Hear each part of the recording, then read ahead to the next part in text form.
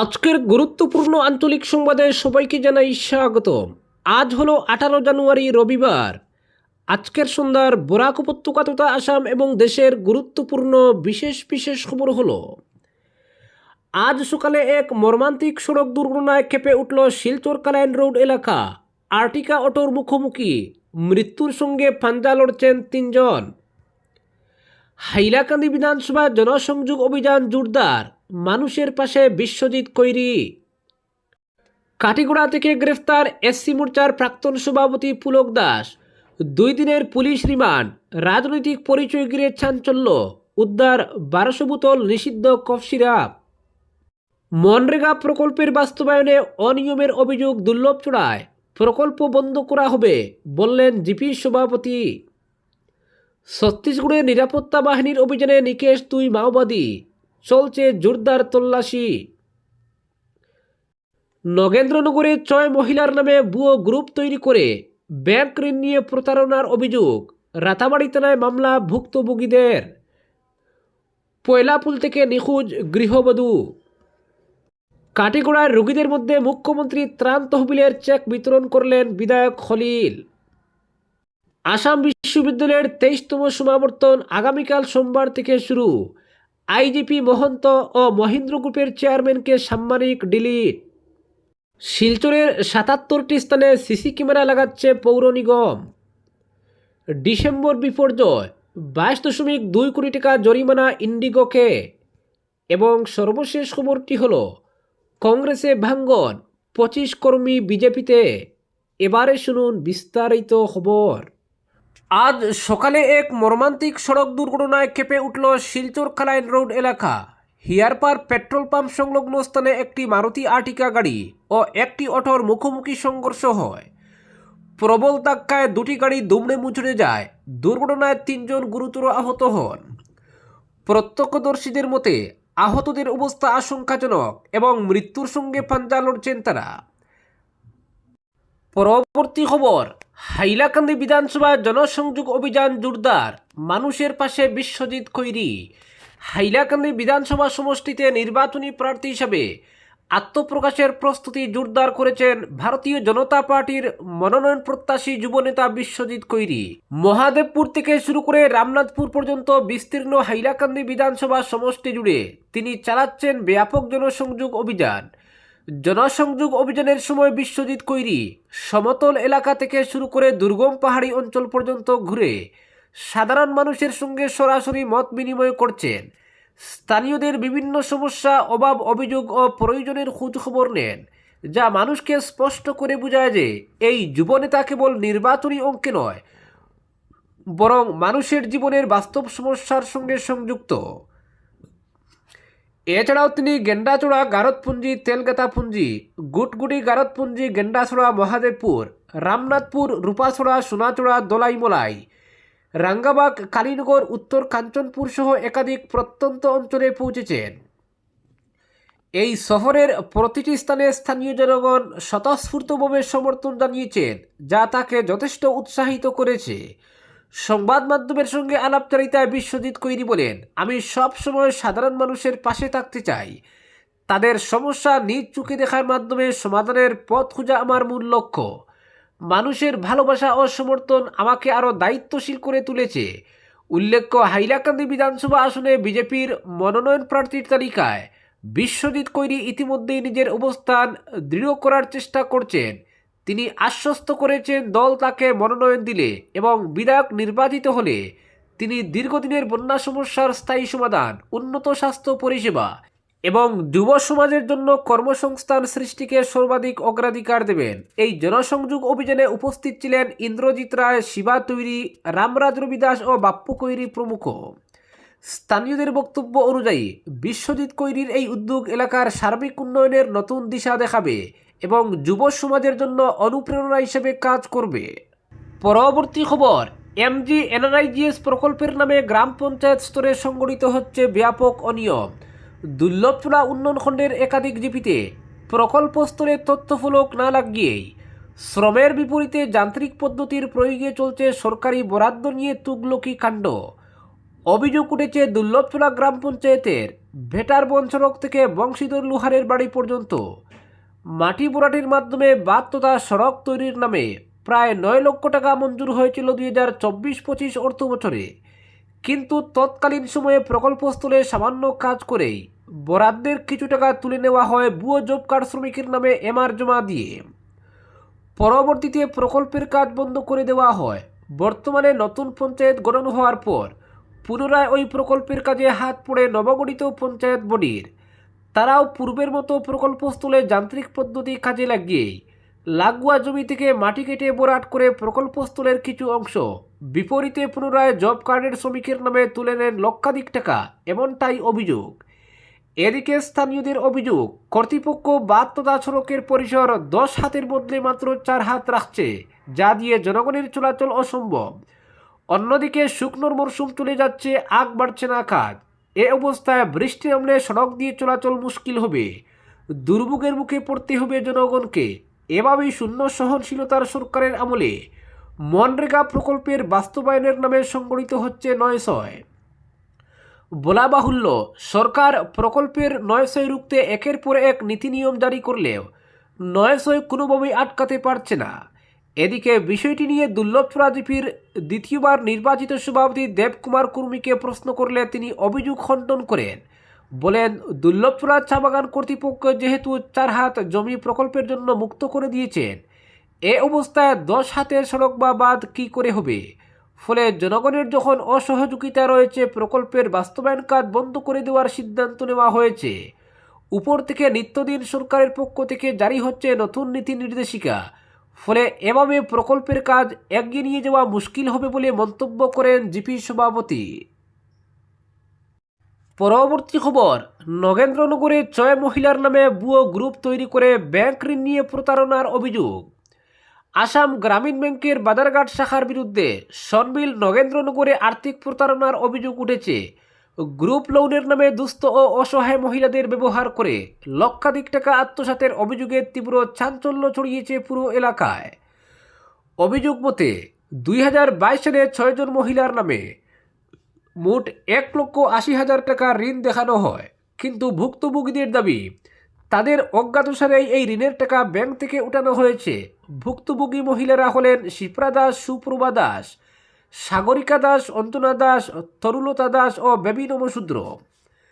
তারা জানান, ব্যাংক থেকে কিস্তি পরিশোধের ফোন আসার পরই তারা বিষয়টি জানতে পারেন। এরপর ব্যাংকে গিয়ে খোঁজখবর নিতেই সামনে আসে বিস্ফোরক তথ্য। তাদের নাম ব্যবহার করে বিনাপানি নামে একটি ভুয়ো গ্রুপ তৈরি করা হয়েছে। নথিপত্র যাচাই করে দেখা যায় কোথাও একজনের নামে অন্যজনের ছবি ব্যবহার করা হয়েছে, কোথাও জাল স্বাক্ষর রয়েছে। আবার অনেকেই জানেন না যে তাদের নামে ব্যাংক অ্যাকাউন্ট খোলা হয়েছে। এক ভুক্তভোগী মহিলা জানান, স্থানীয় এক ব্যক্তি ব্যাংক অ্যাকাউন্ট খুলে দেওয়ার নাম করে তার কাছ থেকে টাকা ও প্রয়োজনীয় নথি নিয়েছিলেন, কিন্তু আজ পর্যন্ত তিনি পাসবুক পাননি। এমনকি তিনি অ্যাকাউন্ট নম্বর সম্পর্কেও কিছু জানেন না। বিষয়টি ব্যাংক ম্যানেজারের নজরে আনলে তিনি জানান, বিষয়টি তার জানা নেই এবং আইনি পথে না গিয়ে ঋণ শোধ করে দেওয়াই শ্রেয়। যদিও ব্যাংক কর্তৃপক্ষের দাবি চেকের মাধ্যমে টাকা উত্তোলন করা হয়েছে, কিন্তু প্রশ্ন উঠছে গ্রাহকদের অজ্ঞাতসারেই চেক ইস্যু হলো কীভাবে, সেই চেক কার হাতে গেল এবং শেষ পর্যন্ত কারা টাকা উঠিয়েছে। এই ঘটনায় ভুক্তভোগী মহিলা ও তাদের স্বামীরা রাতাবাড়ি থানায় অভিযোগ দায়ের করেছেন। তারা দোষীদের দৃষ্টান্তমূলক শাস্তির দাবি জানিয়েছেন। উল্লেখ্য, ভুক্তভোগী 6 জনের মধ্যে 3 জন সূচনা নামের এক গ্রুপে রয়েছেন। তারা ব্যাংক থেকে ঋণ নিয়ে নিয়মিত সুদ করছেন। এই ঘটনাকে ঘিরে পুরো এলাকায় চাঞ্চল্য দেখা দিয়েছে। পরবর্তী খবর, পয়লাপুল থেকে নিখোঁজ হলেন এক গৃহবধূ।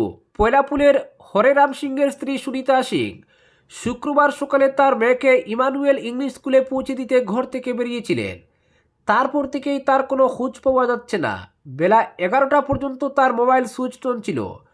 সুনিতার মা তার সঙ্গে নাকি কথা বলেছিলেন, কিন্তু এরপর তার মোবাইল সুইচ অফ হয়ে যায়। এরপর থেকেই তার কোনো খোঁজ পাওয়া যাচ্ছে না। তার রয়েছে 2 কন্যা সন্তান। মায়ের অনুপস্থিতিতে তারা কান্নাকাটি করছে। রাত পর্যন্ত সুনিতা বাড়ি ফিরে না আসায় রাতেই লক্ষ্মীপুর থানায় নিখোঁজ সংক্রান্ত মামলা দায়ের করেছেন সুনিতার স্বামী হরেরাম সিং। উল্লেখ্য, সুনিতা পয়লাপুরের জনস্বাস্থ্য ও কারিগরি বিভাগের কর্মী রবি সিংয়ের কন্যা। কয়েক বছর আগে উত্তরপ্রদেশের হরেরামের সঙ্গে তার বিয়ে হয়। তাদের রয়েছে 2 কন্যা সন্তান। লক্ষ্মীপুর পুলিশ সূত্রে জানা গেছে, মোবাইল সুইচ অফ থাকলেও সুনিতার মোবাইলের লাস্ট লোকেশন গুয়াহাটিতে পাওয়া গেছে। লক্ষ্মীপুর থানার ওসি শঙ্কর দয়াল জানিয়েছেন, শীঘ্রই সুনিতাকে উদ্ধার করা হবে। তার পরনে ছিল কালো রঙের জিন্স ও কালো জ্যাকেট। তার উচ্চতা 5 ফুট, মুখাবয়ব গোলাকার, রং শ্যামবর্ণ।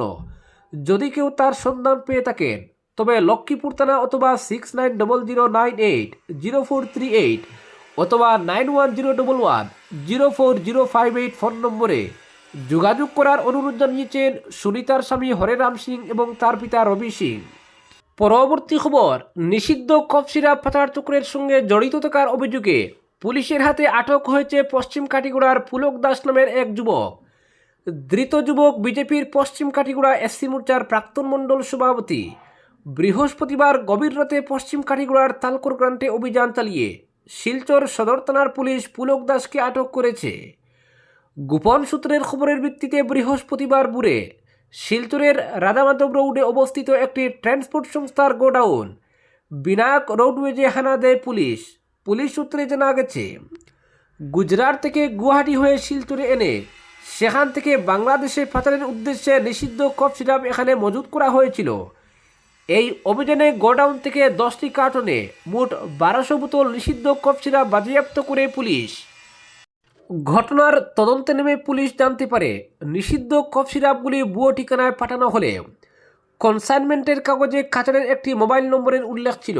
ওই মোবাইল নম্বরের সূত্র ধরেই পুলিশ পৌঁছে যায় পশ্চিম কাটিগড়ার তালকর গ্রান্টে। এখান থেকে ওই রাতেই পাচার চক্রের অন্যতম মূল অভিযুক্ত পুলক দাসকে তার গড় থেকে আটক করা হয়। পুলিশ জানিয়েছে, এই ঘটনায় এনডিপিএস আইনে মামলা দায়ের করা হয়েছে। ধৃত পুলক দাসকে আদালতে পেশ করে তাকে 2 দিনের পুলিশ রিমান্ডে আনা হয়েছে। জানা গেছে, অভিযুক্ত পুলক দাস গত বছরের অক্টোবর মাসে পশ্চিম কাটিগড়া মণ্ডলের এসসি মোর্চার সভাপতি পদে দায়িত্ব নিয়েছিলেন। পুলক দাস কাটিগড়া বিধানসভা কেন্দ্রে বিজেপির সম্ভাব্য এক প্রার্থীর ঘনিষ্ঠ সহযোগী বলেও জানা গেছে।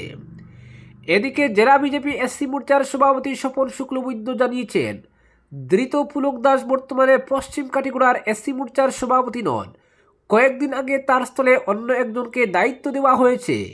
এদিকে কফ সিরাপ পাচার চক্রের এই ঘটনার সঙ্গে জড়িত অন্যদের খুঁজে তদন্ত অব্যাহত রয়েছে বলে জানিয়েছে পুলিশ সূত্র।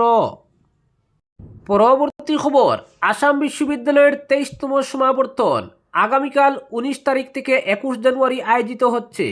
নেতাজি সুভাষ মঞ্চে আয়োজিত এবারের এই সমাবর্তনে 13,466 জন শিক্ষার্থীকে আনুষ্ঠানিক ডিগ্রি প্রদান করা হবে।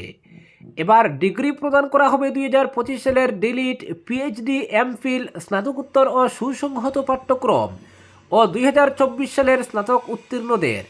এছাড়াও 2 জন কৃতি ব্যক্তিকে নিজ নিজ ক্ষেত্রে উল্লেখযোগ্য অবদানের জন্য সাম্মানিক ডিলিট প্রদান করা হবে। এরা হলেন মহেন্দ্র গ্রুপের চেয়ারম্যান আনন্দগোপাল মহেন্দ্র ও আইপিএস পার্থসারথী মহন্ত।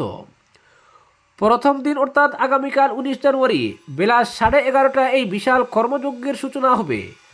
ওই দিন প্রধান অতিথি হিসেবে উপস্থিত থাকবেন বেলুড় মঠের Ramakrishna mission Vivekananda educational and research ইনস্টিটিউটের প্রো চ্যান্সেলর স্বামী আত্মপ্রিয়ানন্দজি, আচার্য অবসরপ্রাপ্ত চিফ এয়ার মার্শাল অরূপ রাহা ও উপাচার্য অধ্যাপক রাজীব মোহন পন্তের উপস্থিতিতে এদিন দীক্ষান্ত ভাষণ দেবেন স্বামীজি।